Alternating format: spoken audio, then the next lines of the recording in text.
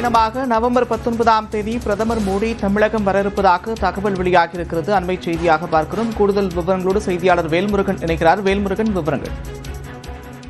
நந்தா, குறிப்பாக வருகின்ற 19ஆம் தேதி கோவையில் குறிப்பாக இயற்கை வேளாண் கூட்டமைப்பினுடைய மாநாடானது நடைபெற இருக்கிறது. இதுல குறிப்பாக விவசாய சங்கங்கள் பிரதிநிதிகள் பங்கேற்க இருக்கிறார்கள்.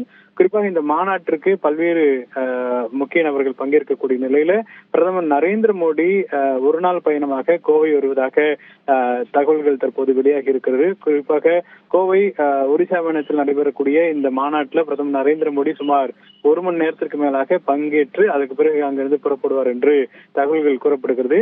குறிப்பாக தற்போது வரைக்கும் இந்த தகவல்கள் உறுதிப்படுத்தப்படவில்லை என்றாலும் கூட பிரதமருடைய இந்த வருகை திட்டம் அப்படிங்கிறது ஏற்பாடுகள் செய்யப்பட்டிருக்கிறது. குறிப்பாக விரைவில் தமிழகத்திற்கான 2026 சட்டமன்ற தேர்தலானது நடைபெற இருக்கக்கூடிய நிலையில இனி பிரதமர் மற்றும் உள்துறை அமைச்சர் அமித்ஷா அவர்களுடைய வருகை என்பது அடுத்து வரக்கூடிய நாட்கள்ல இருக்கும் என்று பாஜக நிர்வாகிகள் தெரிவிக்கக்கூடிய நிலையில் தற்போது பிரதமர் நரேந்திர மோடி வருகின்ற 19ஆம் தேதி கோவை வர இருப்பதாக தகவல்கள் கூறப்படுகிறது. நந்தா, நன்றி வேல்முருகன் விவரங்களுக்கு.